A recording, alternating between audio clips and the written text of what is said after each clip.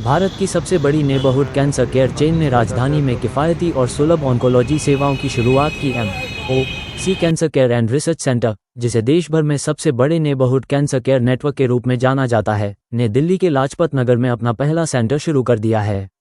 इस मौके पर लेखिका और फिल्म निर्माता ताहिरा कश्यप खुराना मौजूद रहीं।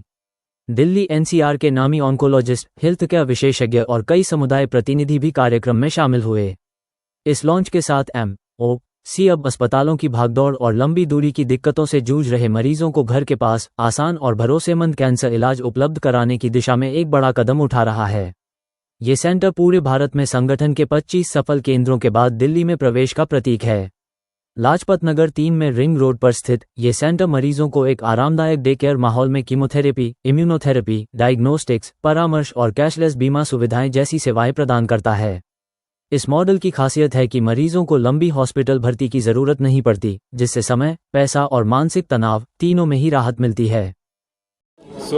मेरा नाम आदित्य बहादुर है। मैं chief operating officer for the north at MOC। तो आज हमने लाजपत नगर सेंटर का उद्घाटन किया है। ये एक डे केयर सेंटर है जो कीमोथेरेपी, इम्यूनोथेरेपी और सारे इलाज इधर प्रोवाइड करता है। ये अप्रॉक्सीमेटली हमने 18 से 20 कमरे इधर चालू किए हैं जो पेशेंट्स के लिए, ट्रीटमेंट के लिए फॉर कीमोथेरेपी। सर, यहाँ की जो कीज है, what are the key departments and specialities at the new centre? Doctor Narang हैं हमारे साथ, जो मेडिकल ऑन्कोलॉजिस्ट हैं। वो आपको स्पेशलिटीज़ जो इधर कीमोथेरेपी में दी जाएंगी वो उसके बारे में बताएंगे।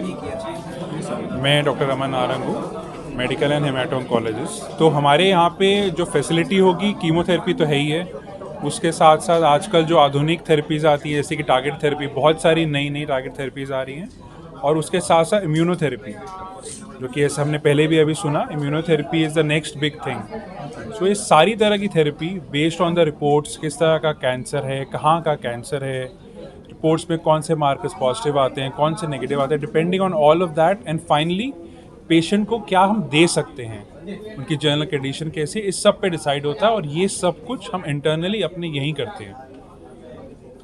सर, आपकी कोई एक्सपेंशन प्लान्स है? I think expansion plans mister Aditya आपको बेटर एक्सप्लेन कर पाएंगे। हम लोग अभी गुड़गांव में लास्ट मंथ खोला है, जैसे मैंने बताया आपको। लाजपत नगर आज खोल रहे हैं।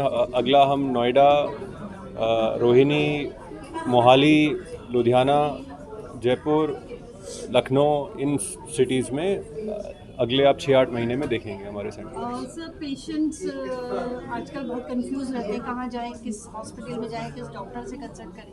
तो इस बारे में जैसे उनको नॉलेज हो जाए या अवेयरनेस इस कैसे सेंटर के बारे में पता चले, उसके लिए आप क्या करें?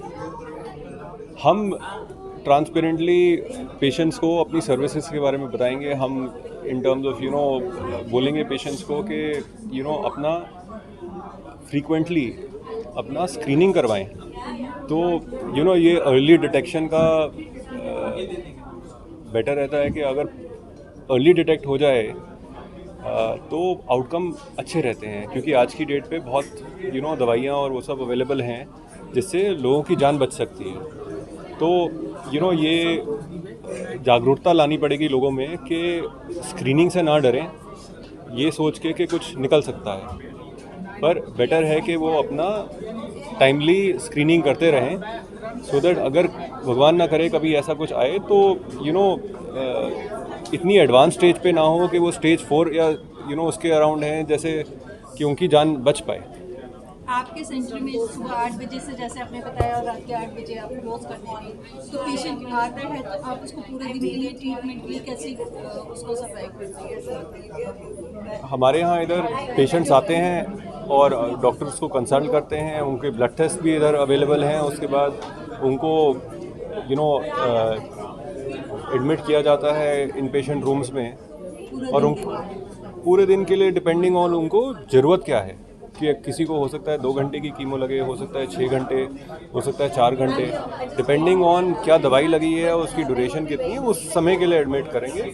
और इधर सब कैंसर रिलेटेड सब चीज़ें अवेलेबल हैं, जैसे हमने बताया है कि ऑन्को फार्मेसी भी है, होम केयर ऑन्को के लिए भी है, फिजियो भी है, डाइटिशियन भी है, वेलनेस वाले भी हैं, तो ये एक बिल्कुल ऑन्को फोकस सेंटर है। और सर जैसे कि इसका खर्चा बहुत ज़्यादा आता है, लोग घबराते भी हैं जाते हुए, अच्छे ट्रीटमेंट नहीं ले पाते, इसलिए लोकल में कहीं चले जाते हैं। अच्छे ट्रीटमेंट के लिए और अच्छे जो खर्चा है उसके लिए आप नॉर्मल लोगों के लिए क्या फैसिलिटी? सर मैम, ये नॉर्मल लोगों के लिए ये है, क्योंकि अगर आप किसी भी सेटअप में जाएंगे तो आज की डेट पे जैसे मैंने पहले बोला कि कोई भी हॉस्पिटल हो या कोई भी एंटिटी हो, वो उनके लिए ऑन्कोलॉजी एक डिपार्टमेंट है, उनके बाकी 30 डिपार्टमेंट और भी हैं।